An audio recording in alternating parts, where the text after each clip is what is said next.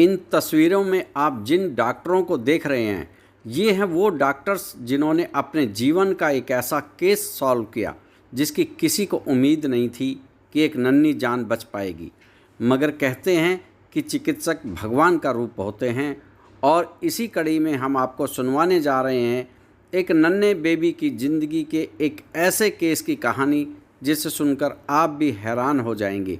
अगर आपको वीडियो व चिकित्सकों की मेहनत पर खुशी हो तो एक लाइक ज़रूर करें।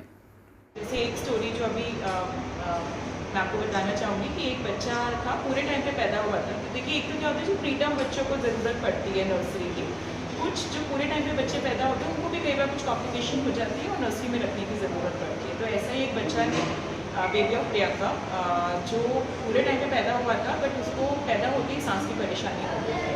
तो इसलिए उसको सांस की मशीन में रखा गया था पानकिका हॉस्पिटल में। नाम से ऑक्सीजन दिया जा रहा था। 24 घंटे में बच्चे को एक बहुत ही सीरियस कॉम्प्लिकेशन, जानलेवा कॉम्प्लिकेशन हो गई, जो कई बार हो जाता है कुछ बच्चों को।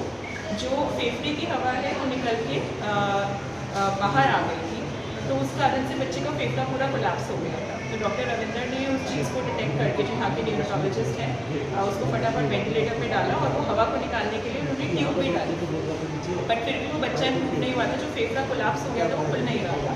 तो इसलिए उस बच्चे को हाई फ्रिक्वेंसी वेंटिलेटर की ज़रूरत थी। तो हाई फ्रिक्वेंसी उस बच्चे को हम लोग ई-निको के थ्रू मॉनिटर कर रहे थे। ये एक सैटरडे का दिन है, रात के 2 बजे की बात है ये। तो जैसे ही बच्चा सिक हुआ तो उसको फिर हमने ई-निको के थ्रू मॉनिटर किया। एक बार बच्चा थोड़ा सा उस कंडीशन में आया कि गुड़गांव जा सकता था, तो उसको फटाफट गुड़गांव ट्रांसफ़र किया गया हाई फ्रिक्वेंसी वेंटिलेटर। ये एक स्पेशल टाइप का वेंटिलेटर होता है जो कुछ ही सेंटर्स में होता है। तो उस बच्चे को सुबह के 4 बजे वो हमारे पास पहुंचा, उसको हमने हाई फ्रिक्वेंसी वेंटिलेटर पे रखा। उसके बाद उसका फेफड़ा खुला और उसको फिर हमने 4-5 दिन के बाद वेंटिलेटर से निकाला। अब वो बच्चा आई थिंक 2 महीने का हो गया, बिल्कुल ठीक है। जब 10 दिन का हो गया था उसको हमने डिस्चार्ज कर दिया।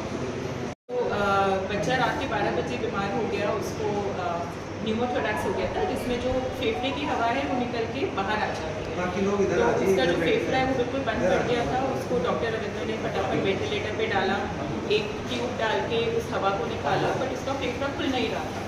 तो उसको एक स्पेशल वेंटिलेटर की ज़रूरत थी, जिसको हाई फ्रिक्वेंसी वेंटिलेटर बोला जाता है। हम लोग ई-निको के थ्रू उसको मॉनिटर कर रहे थे।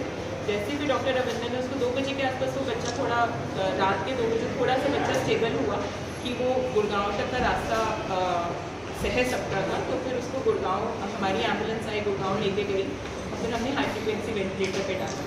4-5 घंटे के बाद उसका फेफड़ा इतना खुल गया कि हमने उसको फिर धीरे धीरे वेंटिलेटर से हटाने की कोशिश करी। और जब बच्चा उसके 4 दिन के बाद हमने उसको वेंटिलेटर से निकाला और उसके 2 दिन के बाद हमने उसको घर खींच दिया। बच्चा भी 2 महीने का बिल्कुल ठीक है। ऐसे एक और बच्चा था जो ई-निको में ही एडमिट था, वो भी बेबी ऑफ अभिलाषा उसका नाम था। वो भी पूरे टाइम पे पैदा हुआ था और उसको भी सांस की बहुत ज़्यादा परेशानी थी। उसको बेबी ऑफ अभिलाषा मातृका में ही एडमिट था, 900 ग्राम का बच्चा। तो उसको हम लोग ई-निको के थ्रू गुड़गांव से मॉनिटर कर रहे थे। सुबह शाम, मतलब दिन में 3 to 4 टाइम्स हम लोग ई-निको में राउंड्स लेते थे। डॉक्टर रविंदर उसको कॉन्टिन्यूसली मॉनिटर कर रहे थे और वो बच्चा अभी बिल्कुल हेल्दी है। इनिशियली काफ़ी सिक था, वेंटिलेटर पे था, दूध भी नहीं पचा पा रहा था, बार बार उसका पेट फूल जाता था, बहुत कमज़ोर बच्चा था।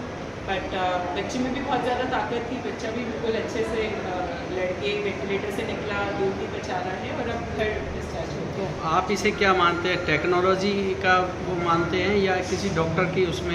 देखिए, दोनों चीज़ों की का सपोर्ट होता है। जैसे मैंने आपको बोला, आज से 10 साल पहले जब हम मेडिकल कॉलेज में थे, हमें बताया जाता था कि 28 हफ्ते से नीचे बच्चों को और 800 ग्राम से नीचे बच्चों को नहीं बचाना। अब हमें पढ़ाया जाता है कि 25 हफ्ते, मतलब जो 6 महीने में बच्चे पैदा हो रहे हैं, उनको भी आपको बचाना है। टेक्नोलॉजी भी एडवांस हो गई है। जैसे हाई फ्रिक्वेंसी वेंटिलेटर अभी पिछले 4-5 सालों से ही इंडिया में आए हैं। और उसके अलावा एक डॉक्टर्स का भी मुझे लगता है कि डॉक्टर्स का भी, जैसे मैंने आपको बताया, जो बेबी ऑफ प्रियंका था, वो रात के 12 बजे सिक हुआ। देखिए, रात को 12 बजे उस बच्चे को इतना इस लेवल, क्योंकि ये बहुत ही जानलेवा प्रॉब्लम होती है जो न्यूमोथोरैक्स होती है। इसको एक डॉक्टर की मेहनत तो देखिए इम्पॉर्टेंट है, टेक्नोलॉजी हमें हेल्प करती है। जैसे जो न्यूमोथोरैक्स ने आपको बताया कि इस बच्चे को हाई फ्रिक्वेंसी वेंटिलेटर चाहिए। हाई फ्रिक्वेंसी वेंटिलेटर के बिना वो बच्चा नहीं बच पाता। तो टेक्नोलॉजी का बहुत बड़ा हाथ है इन चीज़ों में, बट एक डॉक्टर की मेहनत के साथ टेक्नोलॉजी, तो दोनों इस चीज़ें equally। टेक्नोलॉजी से और जो है बेबी जो डेथ है उस रेशो उसमें कमी आएगी। डेफिनेटली देखिए कुछ बच्चे देखिए बिल्कुल ही ऐसे होते हैं जिनको हम लोग नहीं बचा पाते हैं, जैसे बच्चों में कुछ बनावटी खराबी है या 500 ग्राम से कम है या 25 हफ्ते से कम है, बट उसके ऊपर अगर प्रॉपरली टेक्नोलॉजी को प्रॉपरली यूज़ किया जाए तो इन बच्चों का सर्वाइवल बहुत अच्छा होता है। अब जैसे बेबी ऑफ प्रियंका है, जिसका मैं बताया, एक और बच्चा ऐसे ही था जो आई थिंक 30 वीक्स मतलब 7 महीने पे पैदा हुआ था, 1200 ग्राम का था, उसको इन्फेक्शन हो गया था। और वो जो इन्फेक्शन था कई बार जैसे मदर से ही इन्फेक्शन ट्रांसमिट होता है, बहुत ही सीरियस इन्फेक्शन था। तो वो भी जैसे हम लोगों ने एंटीबायोटिक से और एक हमने टेक्निक यूज़ करी थी जिसमें हमने बच्चे का पूरा ब्लड एक्सचेंज कर दिया था, क्योंकि ब्लड में इन्फेक्शन था, पूरा ब्लड निकाल के फ्रेश ब्लड डाला था, तो उससे बच्चा ठीक हुआ था। सो अभी क्या टेक्नोलॉजी इतनी एडवांस हो गई कि ये बच्चे आगे जाके भी नॉर्मल होते हैं।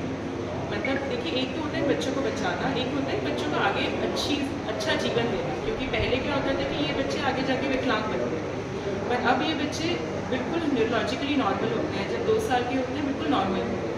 तो ये भी बहुत ज़्यादा टेक्नोलॉजी का हाथ तो है, Thank बट you. थोड़ी हमारी नॉलेज भी बढ़ रही है। मैं डॉक्टर रफिया हूँ। मैं यहाँ पर पीडियाट्रिशियन हूँ और यहाँ का नियम संभालता हूँ। और पिछले जो 6 महीने हैं उसमें हमने कुछ बहुत सिक बेबीज और प्रीमेच्योर बेबीज जो काफ़ी लो बर्थ वेट है, इवन एक बेबी 900 ग्राम का है, उनको हमने सर्वाइव करवाया। और इसका सबसे बड़ा इम्पैक्ट ये है कि जो सोसाइटी जो अफोर्ड नहीं कर सकती गुड़गांव की प्राइसिंग को, उनको हम ई-नीकू के थ्रू वो फैसिलिटीज़ प्रोवाइड करा पा रहे हैं, जो कि उनको बहुत ज़्यादा कॉस्ट में वहाँ पर अवेलेबल होती है। डॉक्टर साहब, जो आपके पास ये बेबी का केस आया, ये बड़ा कॉम्प्लिकेटेड था, कैसा महसूस कर रहे हैं इसको करके? आपको क्या इसमें संदेश देना चाहेंगे? एक्चुअली ड्यूरिंग आवर ट्रेनिंग हम लोग एक ऐसे सेंटर पे काम करते हैं कस्टडी सेंटर पे, जहाँ पे हमारे पास सीनियर्स की टीम होती है, जूनियर्स की टीम होती है, इक्विपमेंट भी होते हैं। तो ऐसे जो केसेस होते हैं उनको हम वहाँ पे हैंडल करते हैं। तो वो जब बेबी डिस्चार्ज होते हैं, उनके पेरेंट्स के जो इमोशंस होते हैं, तो उनको जब उनकी आंखों में हम देखते हैं डिस्चार्ज के टाइम पे जो चमक होती है, तो उससे हमें बहुत ज़्यादा सेटिस्फेक्शन होता है, बहुत अच्छा महसूस होता है। वही चीज़ हम लोग पेरिफेरी में आके और फिर इंडिविजुअल सेटअप पे एज ए इंडिविजुअल परफॉर्मर वो चीज़ें हम नहीं कर पाते। लेकिन अब ये चीज़ें जो हम पिछले 6 महीने से कर पा रहे हैं कि कमज़ोर बच्चों को हम लोग बचा पा रहे हैं, और वो भी अफोर्डेबल रेंज पे, जिससे कि उनको भी ज़्यादा कुछ फाइनेंशियल इशूज़ नहीं होते। तो उसके बाद हमें भी काफ़ी अच्छा लगा इन सब चीज़ों। Thank you. मेरा नाम कुलदीप मेहरा है और मेरे बच्चे की डिलीवरी यहाँ पे हुई थी जो कि प्रीटर्म हुआ था, और उसका जन्म के वेट 900 ग्राम था। तो मैडम ने अच्छे से यहाँ पे डिलीवरी कराई और बाद में सर ने संभाला बच्चे को, और यहाँ पे मदर के साथ उनका देखरेख चल रही थी। और उसकी 15-20 दिन में बच्चा बिल्कुल स्टेबल हो गया, वेट भी गेन हो गया और अभी फीड भी अच्छे से पचा पा रहा है। तो अभी बच्चा स्वस्थ है? हाँ स्वस्थ है, अभी भी सर के अंदर ट्रीटमेंट चल रहा है उसका, बाकी पहले से अच्छा है। तो क्या कहना चाहेंगे doctors team?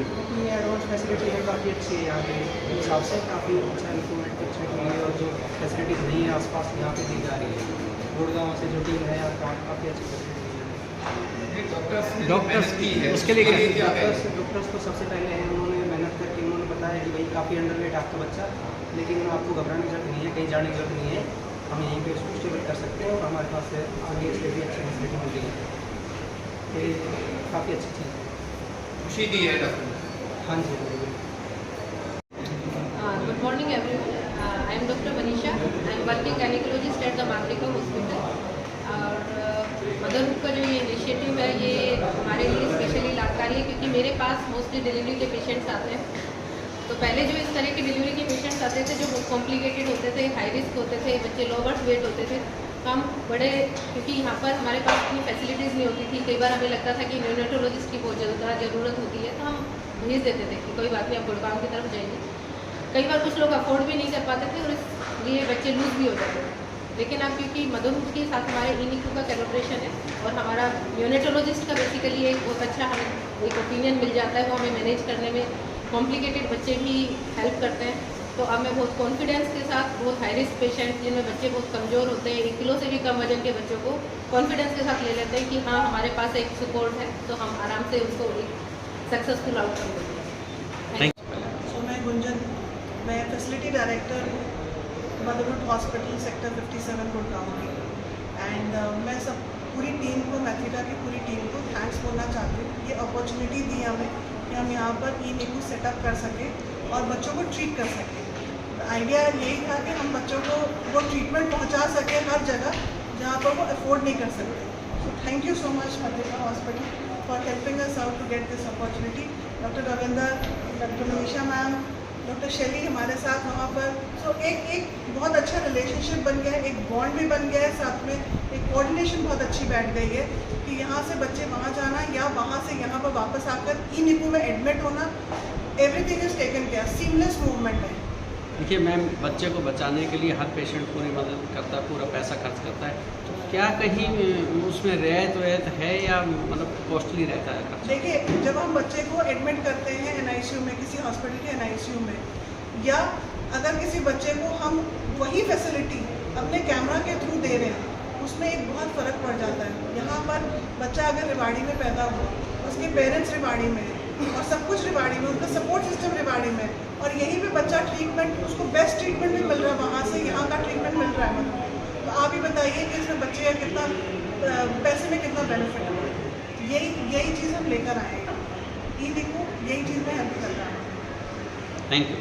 I am neurosurgeon at this centre. Basically thank you everyone जो आपने अपना कीमती समय दिया, and thank you Motherhood team and Matrika hospital for such an wonderful collaboration, and last 6 months or so we have seen some wonderful results. Premature babies and very sick babies are treated at this particular center, and we are treating at affordable prices, and thank you whole motherhood team for starting such an initiative so that patient in periphery can be treated at an affordable prices, and over to motherhood team for their experience and collaboration. We will turn it. Sir